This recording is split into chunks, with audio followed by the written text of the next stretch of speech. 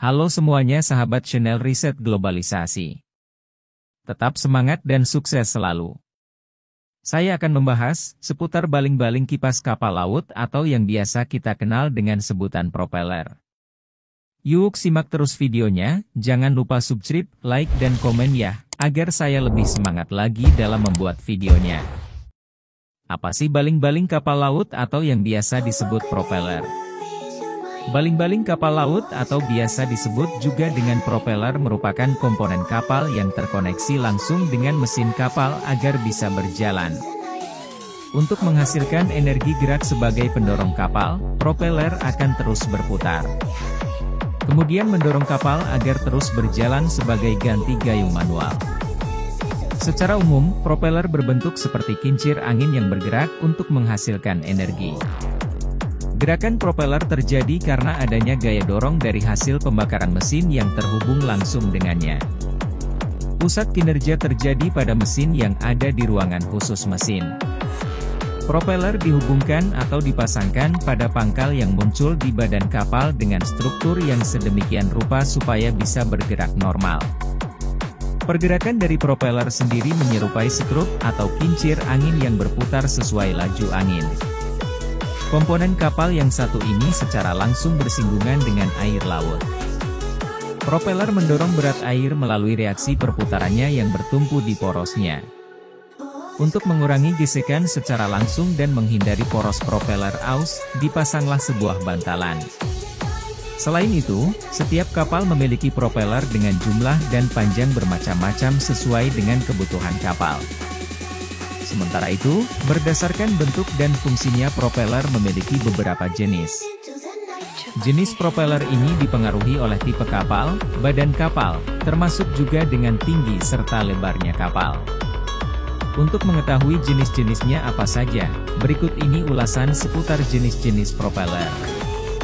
Controllable Pitch Propeller atau biasa disebut CPP. Controllable Pitch Propeller merupakan propeller yang memiliki ciri-ciri pitch bisa diubah-ubah sesuai kebutuhan pemakaian. Termasuk disesuaikan dengan RPM yang sedang digunakan. Pada saat RPM kapal yang digunakan rendah, komponen bisa diubah menjadi pitch ukuran besar. Sementara jika RPM kapal besar, maka bisa diubah ke ukuran kecil. Jenis CPP biasanya digunakan untuk kapal ikan dan tugboat yang beroperasi tidak terlalu jauh dari bibir laut. Memiliki tingkat keefektifan yang tinggi jika kapal bergerak mundur karena hanya perlu mengganti arah pitch propellernya dan tidak perlu memutar kapal. Jenis propeller yang satu ini bisa menambah keefektifan waktu tanpa harus terlalu lama mengatur kapal. Fixed Pitch Propeller atau biasa disebut FPP. Jenis propeller yang satu ini merupakan yang paling umum digunakan pada kapal laut. Untuk tipe kapal besar yang memiliki kapasitas RPM rendah dan torsi yang cukup tinggi, FFP cocok digunakan pada kapal tersebut. Jika dibandingkan dengan jenis propeller lainnya, pemakaian FPP cukup ekonomis karena hanya membuat bahan bakar dalam jumlah sedikit. FPP memiliki getaran yang cukup sedikit dan gravitasinya juga lumayan kecil. FPP memiliki gaya dorong dari setiap blade pada propeller. Dengan desain setiap bladenya menyerupai airfill dalam aliran sebuah fluida.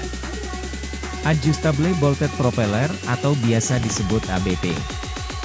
Adjustable Bolted Propeller adalah jenis propeller yang merupakan inovasi dari perkembangan jenis FPP karena memiliki bentuk yang hampir sama. Perbedaan antara keduanya terletak pada karakternya yang bisa dibongkar pasang dengan sambungan baut.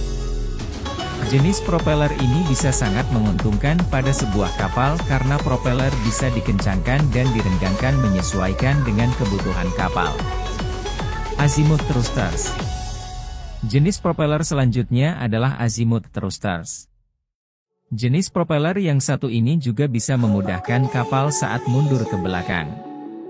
Kelebihan dari propeller azimuth thrusters, yaitu memiliki mesin yang beroperasi dari atas sehingga tempat yang digunakan untuk memasang propellernya lebih sedikit. Mesin penggerak untuk propeller jenis ini merupakan mesin dengan bahan bakar listrik atau diesel. Memiliki bentuk propeller yang berbeda dari umumnya, azimut thruster sering juga disebut propeller vertikal. Selain itu, desainnya lebih rumit sehingga harganya juga tinggi. Meski harganya tinggi, kualitasnya juga menjamin. Secara umum, propeller ini berfungsi sebagai penarik dan propellernya bisa diletakkan di depan poros mesin. Integrated Propeller and Rudder atau biasa disebut IPR. Integrated Propeller and Rudder, IPR. Jenis propeller ini sudah terintegrasi langsung dengan kemudi kapal, sehingga memiliki kinerja yang lebih efisien. IPR merupakan bentuk perkembangan propeller lebih lanjut untuk memaksimalkan fungsinya.